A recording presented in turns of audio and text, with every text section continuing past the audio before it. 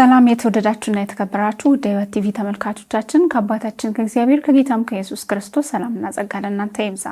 ከህይወት ቴሌቪዥን የዕለቱን መረጃዎች ይዘንላችሁ ቀርበናል። መረጃዎቹን እንደናንተ በማድረስ ቆይታ የማደርገው እኔ ሮማን ከሌል ከመላው የስቱዲዮ ባለሙያዎች ጋር በጋራ በመሆን ነው። አብራችሁን ቆዩ።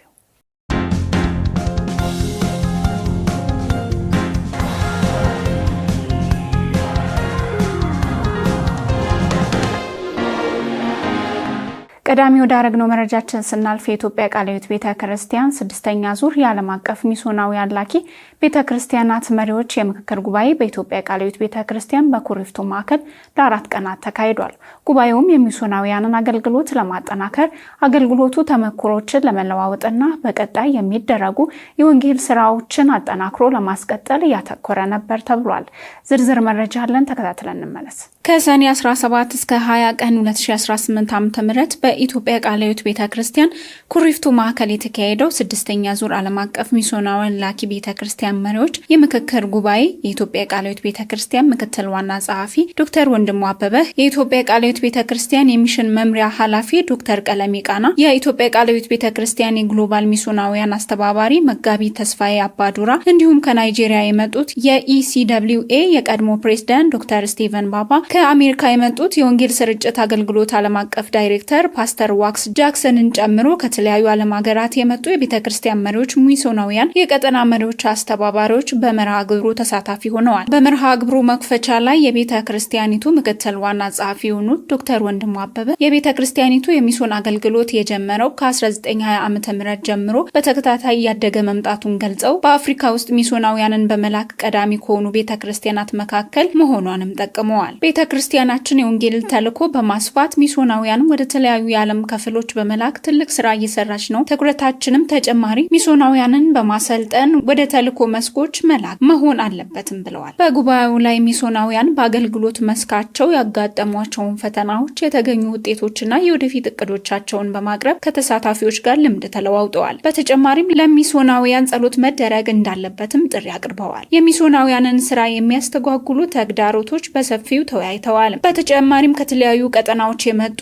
መሪዎች እንደተናገሩት የሐሰት አስተምሮች በምዕመናን ላይ የሚያሳድሩት ተጽዕኖ እንዲሁም ለምዕመናን የተከታታይ የግንዛቤ ትምህርት መሰጠት አስፈላጊ መሆኑን ጠቁመዋል። በዚህ ጉባኤ ላይ የቤተ ክርስቲያን የአምልኮ አዳራሾች ግንባታ ብቻ ሳይሆን የወንጌል ተልዕኮ ቅድሚያ ሊሰጠው እንደሚገባ ማሳስበዋል። ጉባኤው በቀጣይ የዓለም አቀፍ ሚስዮናውያን ስራን በጋራ ለማጠናከር በጸሎት በሰው ኃይልና በሀብት ትብብርን ለማሳደግ በተሰጠ ቃል ኪዳን ተጠናቋል። በጉባኤው የተሳተፉ መሪዎች የወንጌል ተልዕኮ ለማስፋት የቤተ ክርስቲያን ትብብርና የሚስዮናውያንን ድጋፍ በቀጣይ እንደሚጠናከር በመግለጽ ጉባኤው ተጠናቋል። በኩሪፍቱ የኢትዮጵያ ቃለ ሕይወት ቤተክርስቲያን የስልጠና ማዕከል ላለፉት 3 ቀናት ዓለም አቀፍ የወንጌል ስርጭት አገልግሎት ምክክር ጉባኤ በሚል ሐሳብ ከዓለም ሁሉ የመጡ እንግዶችን እያስተናገድን ነው የቆየነው። የጉባኤያችን መሪ ሐሳብ Together for the gospel, together for the nations በሚል መሪ ሐሳብ ነው ስብሰባ ያደረግነው። የአማርኛ ትርጉሙ ወንጌልን በጋራ ለማድረስ ወንጌል ላልደረሳቸው ህዝቦች ሁሉ ለማድረስ ተቀናጅተን እንስራ በሚል መሪ ሐሳብ ዙሪያ ላይ ነው ስንመክር የቆየነው። ይህንን አስመልክቶ ከቻይና፣ ከዩናይትድ ስቴትስ፣ ከናይጄሪያ የኛ እህት ከሆነችው ኤኳ ከተባለችው ቤተክርስቲያን እንዲሁም ደግሞ ከተለያዩ የዓለማችን ክፍሎች ከእስያ፣ ከአፍሪካ፣ ከላቲን አሜሪካ እንዲሁም ደግሞ ከመሃል ምስራቅ አገሮች ተወካዮች ወደኛ መጥተው ያላቸውን ልምድ ጌታ በውስጣቸው ያስቀመጠውን ደግሞ የወንጌል እሳት ሲያካፍሉን ነበረ። አስደናቂ የሆነ የእግዚአብሔርን መገኘት ያየንበት ወንጌልን ለዓለም ህዝቦች ሁሉ ለማድረስ ከምን ጊዜውም ይልቅ ይህ ልዩ ትኩረት ሰጥተን መስራት ያለብን ጊዜ እንደሆነ የጌታ መንፈስ በአዲስ ሁኔታ ያመለከተንም ያነቃቃንም ጊዜ ነበረ ለማለት እችላለሁ። ትልቅ በረከት የተሞላበት ጊዜ ነው እግዚአብሔር የሰጠን። ሐዋርያው ጳውሎስ ከኢየሩሳሌም እስረኛ ሆኖ ወንጌልን ሮም ከተማ ላይ እንዲሰብክ እግዚአብሔር መልእክተኛ አድርጎ እየላከው ሮም እንዳይሄድ መንገድ ላይ ሊያስቀሩ ብዙ ሰይጣን ያዘጋጃቸው ኃይላት፣ የሃይማኖት ተቋማት፣ የህግ ባለሙያዎች ሌሎች ባህላዊ ጫናዎች መንፈሳዊ እንኳን መልእክት የሚያቀርቡ ሰዎች ጉዞን ሊያደናቅፉ ሞክረው ነበር። ነገር ግን ያንን ሁሉ ጥሶ ሮም ከተማ ደርሶ ወንጌልን ለቤተ መንግስት ሰዎች ሁሉ ሳይቀር እንዳደረሰና እግዚአብሔር በሕይወቱ ላይ የነበረውን ዓላማ እንደፈጸመ ሁሉ ቃለ ሕይወት እግዚአብሔር የሰጣትን ተልእኮ ምንም ተግዳሮት ሳይቋቋማት እስከ መጨረሻው ለመፈጸም በወንጌል እሳት ዛሬ መቀጣጠል እንዳለባት ይህ ትውልድ በውስጡ የተቀመጠውን የወንጌል አደራ በመንፈስ ቅዱስ እሳት ተቀጣጥሎ ከዳር ለማድረስ መነሳሳት እንዳለበት ጌታ ደጋግሞ የተናገረንና እርግጠኛ ጌታ እንደሚፈልገን ያየንበት ልዩ አጋጣሚ ነበር።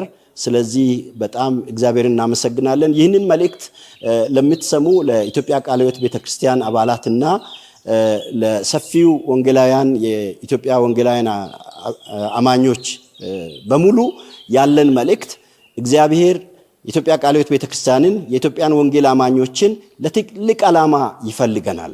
በትንንሽ ነገሮች መከፋፈል ጊዜ ጉልበታችንን ማባከን ትተን ጊዜያዊ በሆኑ ነገሮች ላይ ትኩረት አድርገን ከተጠራን ትልቅ ወንጌልን ይዘን እስከ ዓለም ዳርቻ ድረስ ሂዱ የተባለውን ተልእኮ ከመፈጸም ተስተጓጉለን የምንቀመጥበት እና ምድራዊ የሆኑ ነገሮች የሚጫኑን በውስጣችን ያለውን እሳት የሚደፍኑበት ዘመንና ታሪክ አሁን እንዲያበቃ እግዚአብሔር እየተናገረን ነው።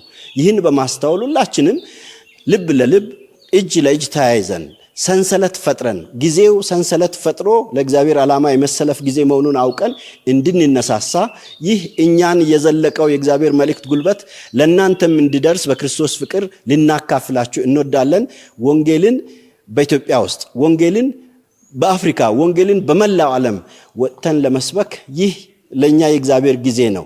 እነሆ የተወደደ ሰዓት አሁን ነው፣ እነሆ የመዳን ቀን አሁን ነው ብሎ ሐዋርያው ጳውሎስ ቆሮንቶስ ሰዎች ወንጌልን ማድረስ ትተው በጸጋ ስጦታ ሲጣሉ፣ በስልጣን ሲጣሉ፣ በቤተሰብ ሲጣሉ፣ በትንንሽ ነገሮች ጊዜያቸውን ሲያጠፉ ላመኑ ሰዎች ነው የተወደደ ሰዓት አሁን ነው ያለው። ይህ ሐሳብ ኢሳይያስ 49 ቁጥር 8 የተወሰደ ቃል ነው። ወንጌልን ለይሁዳ ምድር ብቻ ልትሰብክ ላንተ ትንሽ ነው፣ እስከ ምድር ዳርቻ ለአሕዛብ ሁሉ መድኃኒት አድርጌ ሾሜሃለሁ የተባለውን መልእክት ነው ጳውሎስ ያንን ልትኖሩ ቆሮንቶሶች ጊዜው አሁን ነው፣ በተራ ነገር የምትባሉበት ሰዓት አይደለም ይላቸው ነበረ። ዛሬም ለኛ መልእክቱ የኢትዮጵያ ወንጌል አማኞች የጸጋ ስጦታን በአለግባብ በመጠቀም የምንባላበት እንዲሁም ደግሞ ምድራዊ ነገር፣ ቁሳዊነት፣ ዘረኝነት፣ የፖለቲካ ጫና፣ የኢኮኖሚ ጫና ቀፍድዶ ይዞን ከወንጌል ተልእኮ የጎደለ ህይወት የምንመራበት ምዕራፍ እንዲበቃ ጊዜው አሁን ነው። እስከ ምድር ዳርቻ ድረስ መልእክተኞቼ ትሆኑ ዘንድ እኔ እፈልጋለሁ የሚለን መልእክት የተቀበልንበት ጊዜ ስለሆነ ይህንን መልእክት በጌታ ፍቅር በብዙ ትህትና ልናካፍላችሁ እንወዳለን። እንነሳ፣ አብረን ለወንጌል እንሰማራ፣ አብረን ወንጌል ያልሰሙ ህዝቦችን በሙሉ በመድረስ የእግዚአብሔርን መንግስት ለማስፋት ጊዜው አሁን ነው። በጌታ በኢየሱስ ክርስቶስ ስም እንጋብዛችኋለን። ስልጠናው የመጀመሪያው ዋናው ዓላማው የዓለም አቀፍ ወንጌላውያንን ወይም ሚስዮናውያንን እንዴት መላክ እንዳለብን እንደገና ደግሞ ከሌሎች ጋር በአጋሪነት እንዴት መስራት እንዳለብን የሌሎች ተሞክሮ ምን እንደሚመስል እንደገናም ደግሞ የኢትዮጵያ ቃለ ሕይወት ቤተክርስቲያን 100ኛ ዓመት ለማክበር አሁን 2 ዓመት ብቻ በቀራት እንዴት መስራት እንዳለበት በግልጽ የሚያሳይ ስለሆነ በዚህ ስልጠና ውስጥ እግዚአብሔር ብዙ ተናግሮናል፣ ብዙ አስተምሮናል፣ ብዙ መክሮናል። በተለይ እግዚአብሔር በእጃችን ያስቀመጠውን ሪሶርስ እንደሚገባ እንዴት መጠቀም እንዳለብን ሰዎች ገንዘብ አላቸው፣ ዕውቀት አላቸው፣ የተለያየ ልምድ አላቸው። ያንን ልምዳቸውን ለወንጌል እንዴት ማዋል እንደሚገባ እግዚአብሔር በፓስተር ዋክስ ጃክሰን አማካይነት ለኛ ጉባኤ በጣም ተናገረ። ብዙዎቻችን እግዚአብሔር የሰጠውን ስጦታ እንደሚገባ አልተጠቀምንም። ለምሳሌ መምህርነት ሙያ ያለው አለ። በዛ ሙያ ሄዶ በሌላ ሀገር ሰዎችን ወደ ወንጌል መጥራት ይችላል። አናጽነት ሙያ ያለው አለ። በዛ ሙያ ብዙዎችን ወደ ጌታ ማምጣት ይችላል። እንደገና የሕክምና ሙያ ያለው ሰው አለ። በዛ ሕክምና ሙያ ብዙዎችን ወደ ጌታ ማምጣት ይቻላል። አንዳንድ እኛ በቀላሉ መድፈር የማንችላቸው አገሮች አሉ። ለምሳሌ አሁን እዚህ መጥተው ከኛ ጋር ከልምዳቸው ያካፈሉት ከመካከለኛው ምስራቅ አገሮች እዚህ መጥተው ሰፊ ልምድ አካፍለዋል። ከአረብ ኤሚሬትስ እንደገና ደግሞ ከሳውዲ አረቢያ እንደገናም ደግሞ ከሊባኖስ እነዚህ ከመሳሰሉት በጣም ከባድ ከሚመስሉ አገሮች የመጡ ሰዎች ልምዳቸውን ለኛ አካፍለዋል። እሱ ልምድ ደግሞ በጣም ጠቃሚ ልምድ ነውና እስካሁን ድረስ እኛ እየላክን ካለነው ልምድ የተለየ እይታ እንዲኖረን አድርጓል።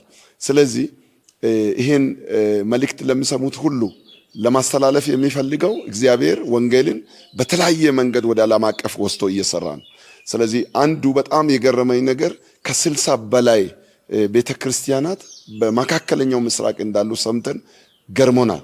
ደግሞ ያንን ያደረገው እግዚአብሔር እኛ ፎርማል የሆኑ ሚስዮናውያንን ሊከን ሳይሆን እግዚአብሔር በራሱ ጥበብና መንገድ ለስራ ጉዳይ የሄዱ ልጆች በሰው ቤት ወንጌልን እንዲሰብኩ እግዚአብሔር አድርጎ ትልቅ ስራ ነው የሰራው።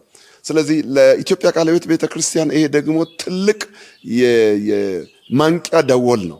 ስለዚህ ኢትዮጵያ ቃለ ሕይወት ቤተክርስቲያን ልጆቿን ከሀገር የሚወጡትን በሚስዮናዊነት እንደሚሄዱ ማሰብ እንደሚገባት በተለይ ትልቅ ትምህርት ነው ብለን አስበናልና አሰልጥነን መክረን እንደገና አስታጥቀን ብንልክ ብዙ ውጤታማ እንሆናለን።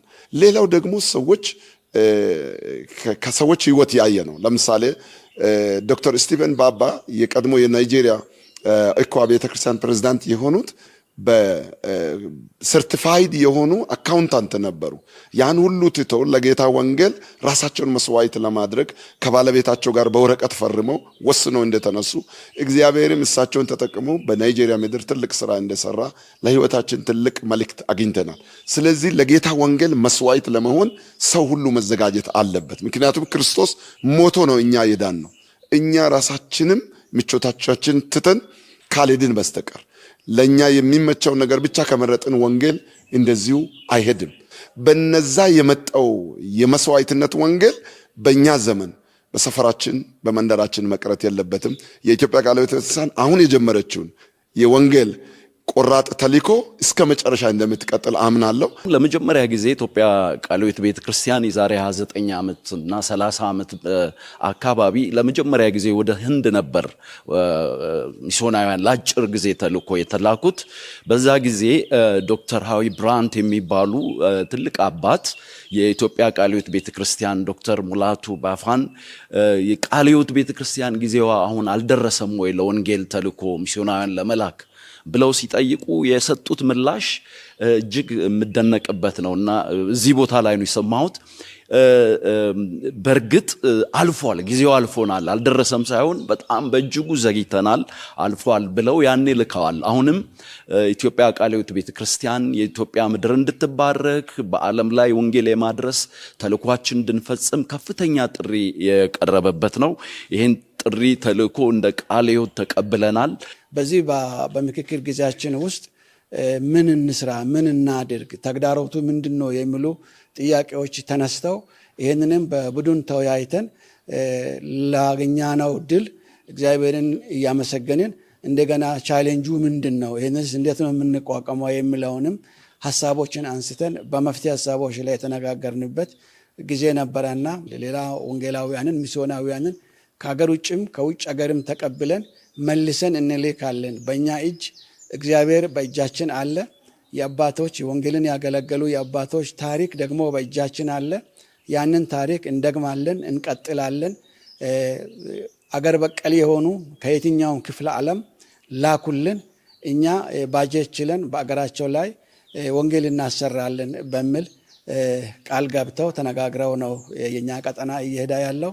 ለቀጣይም ደግሞ ቤተክርስቲያን ምን መስራት አለባት፣ እኔ ድርሻዬ ምንድነው፣ ምን ማድረግ አለብኝ የሚለውንም ነገር እንዲወስን የሚያደርጉ ብዙ ነገሮችን ነው ያየነው። እኔ በግሌ በዚህ ጉዳይ ላይ ከትላንት ይልቅ ዛሬ መንቃት መነሳት እንዳለብን ያየውበት ሁኔታ አለ። በተለይ ላኪዎች ስንሆን ገንዘብ ሰተን ሰው ልከን ዝም ያልንበት ጉዳይ ትክክል አለመሆኑን ብርቱ ጸሎት፣ ከባድ የጸሎት ንቅናቄ ከዚህ ቀጥሎ መስራት እንዳለብን ያየሁበት ሁኔታ አለ።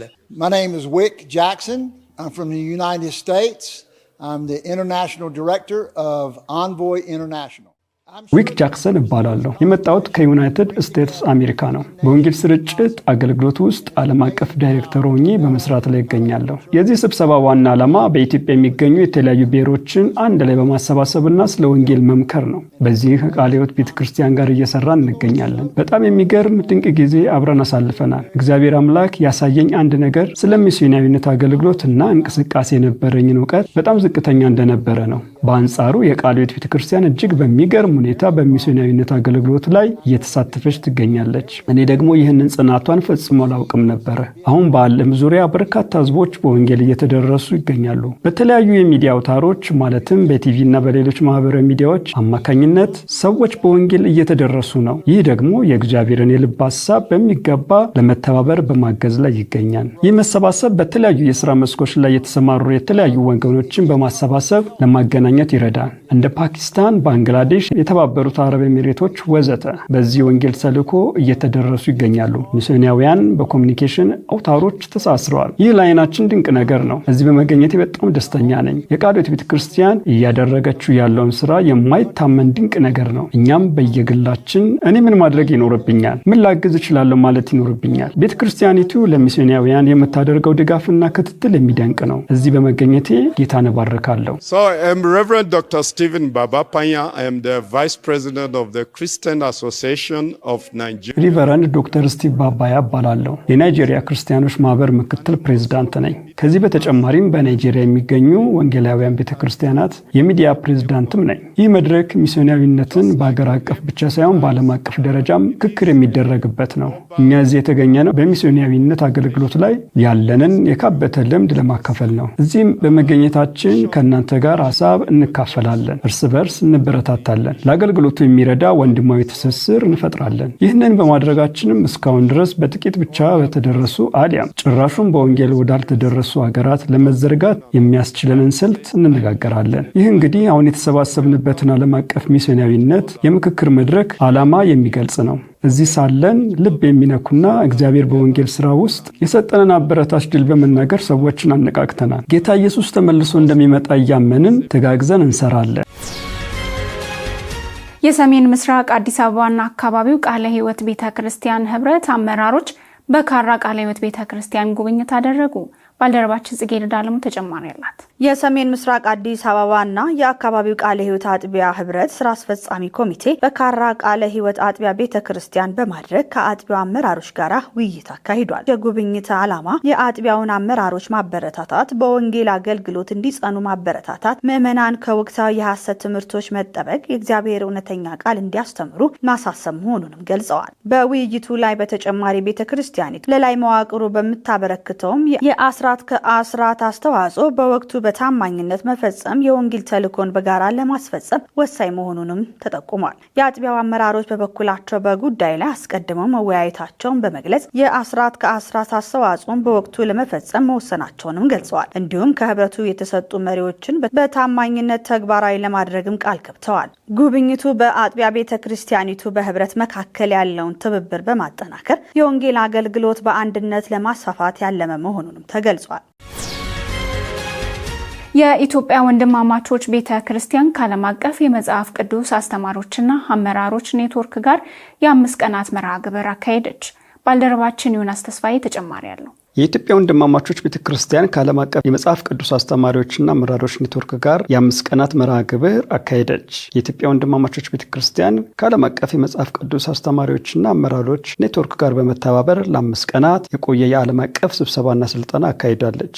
መርሃ ግብሩም የመጽሐፍ ቅዱስ ትምህርትን ለማጠናከር፣ የቤተክርስቲያን መሪዎችና አስተማሪዎችን ለማብቃት እንዲሁም በደቀ መዝሙር አገልግሎት የጋራ ራዕይ ለመፍጠር የታለመ ነበር። መርሃ ግብሩ በየ4 ዓመቱ የሚካሄድ ሲሆን በዚህ ዙር 32 ሀገራት የወንድማማች ቤተክርስቲያን የተወጣጡ ከ100 በላይ ሰዎች የተሳተፉ ሲሆን ሌላው የመጽሐፍ ቅዱስ መምህራንና የቤተክርስቲያን መሪዎችና የአገልግሎት ኃላፊዎች ተካፍለዋል። ተሳታፊዎቹ በመጽሐፍ ቅዱስ አስተምሮ በመሪነት በደቀ መዝሙርነትና በተለያዩ የአገልግሎት ጉዳዮች ላይ ልምድ ተለዋውጠዋል። የመክፈቻ መርሃ ግብሩን ዶክተር መጋቢ ሙሉጌታ አሻግሬ በጸሎትና በእንኳን ደህና መጣችሁ መልእክት የተከፈተ ሲሆን የዓለም አቀፍ ኔትወርክ እንግዶችን በኢትዮጵያ በመቀበል የቤተ ክርስቲያኑ ደስታ መሆኑን ገልጸዋል። በመክፈቻው ላይ ከቤተ ክርስቲያኒቱ የተውጣጡ መዘምራን በመዝሙር አገልግለዋል። በስብሰባው ወቅት የመጽሐፍ ቅዱስ ትምህርት ቤቶችን ማጠናከር፣ የአስተማሪዎችን ብቃት ማሳደግና የአመራር አቅምን ማጎልበት እንዲሁም የቤተ ክርስቲያንን የደቀ መዝሙር ተልእኮ በተቀናጀ መንገድ ማስፈጸም በዋናነት የተወያዩባቸው ጉዳዮች ነበሩ።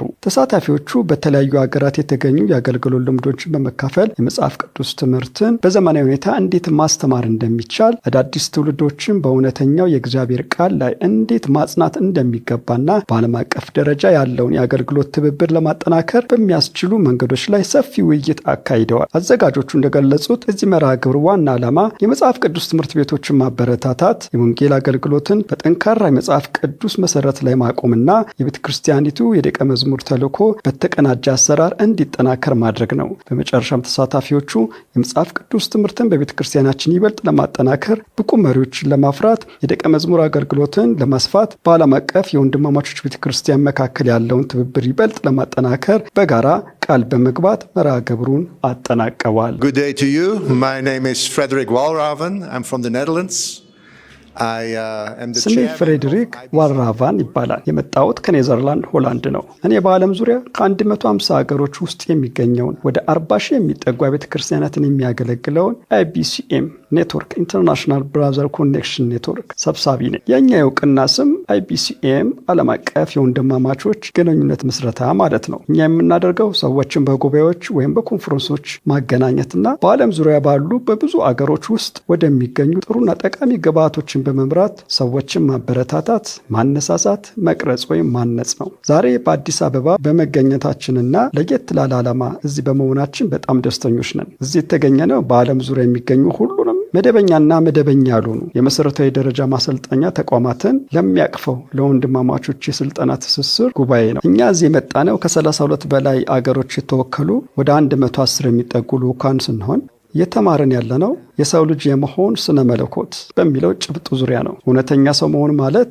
እግዚአብሔርን ለሰው ልጅ የነበረውን የመጀመሪያ እቅድ ማንጸባረቅ መጀመርና በመጨረሻም ክርስቶስን መምሰል መቻል ነው። ስለዚህ ይህ ዛሬ የምንመረምረው ጭብጥ በጣም አስደሳችና ወቅታዊ አስፈላጊ የሆነ ጉዳይ ነው። እርሱም በዚህ ውስጥ እንዲሳተፉ የአካሉ አካል እንዲሆኑ በኢንተርኔት ኦንላይን የምለቃቸውን ቁሳቁሶችና መረጃዎች እንዲመለከቱ አበረታታለሁ። ሁሉም መረጃዎች በዓለም ዙሪያ ያሉ ወንድማማቾች በሙሉ በነጻ ይገኛሉ።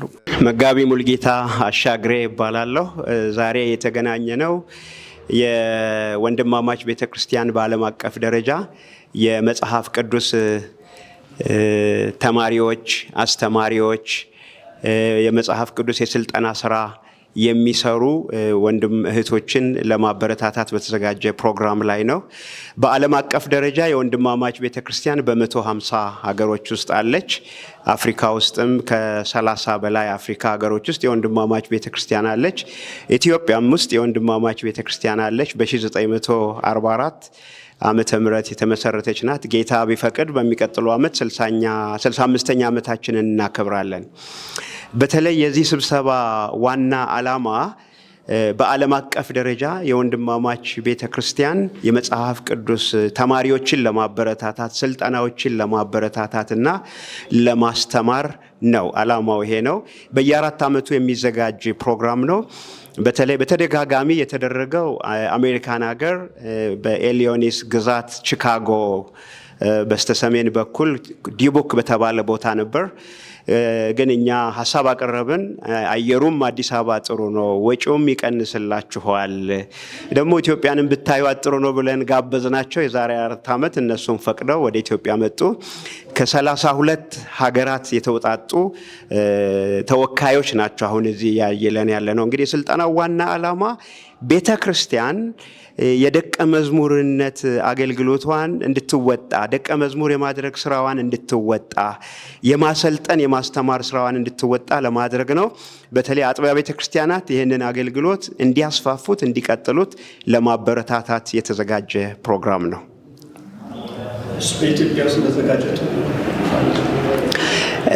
በኢትዮጵያ ውስጥ የተዘጋጀበት ዋና ዓላማ ቀደም እንደተናገርኩት አየሩ ጥሩ ነው።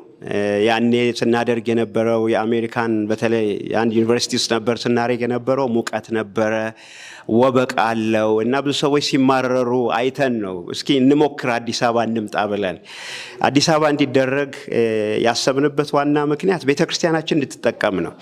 እዚህ 110 ተወካዮች ናቸው ያሉት። ከኛ ከኢትዮጵያ ወንድማማች ቤተክርስቲያን ግን 22 መጋቢዎች፣ የቤተክርስቲያን መሪዎች፣ የመጽሐፍ ቅዱስ አስተማሪዎች፣ የመጽሐፍ ቅዱስ ትምህርት ቤት ዳይሬክተሮች ተገኝተው ይሄንን ስልጠና ይሄንን ልምድ እንዲወስዱ አድርገናል። ይሄም ደግሞ ትልቁ ለኛ በተለይ ለኢትዮጵያውያን ትልቁ ሀብታችን ይሄ ነው። ኢትዮጵያውያን ኢንተርናሽናል ኤክስፖዠር እንዲያገኙ ስልጠናም ስታንዳርዱን በጠበቀ መንገድ እንዲወስዱ ለማድረግ ነበር። ተሳክቶልናል። በዚህም ደስተኞች ነን። Hi, my name is Joel Hernandez. It's a pleasure to be here in Addis Ababa. ስሜ ጆል ህርናንደስ እባላለሁ።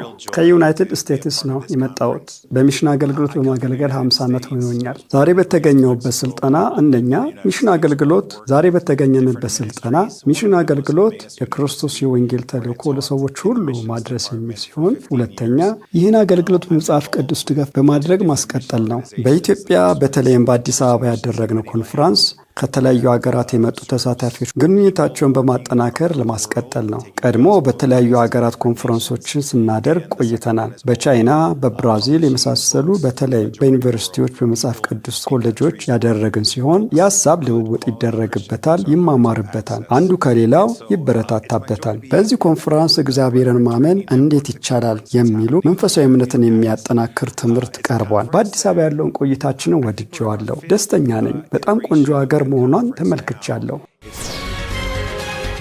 ውድ ተመልካቾቻችን እየተከታተላችሁት የሚገኘው ከህይወት ቴሌቪዥን የዕለቱ መረጃዎቻችን ናቸው። አሁን ደግሞ ከውጭ ወዳገኘናቸው መረጃዎች እናልፋለን። ቴክሳስ በመንግስት ትምህርት ቤቶች የመጽሐፍ ቅዱስ ታሪኮችን ማንበብ ግዴታ አደረገች።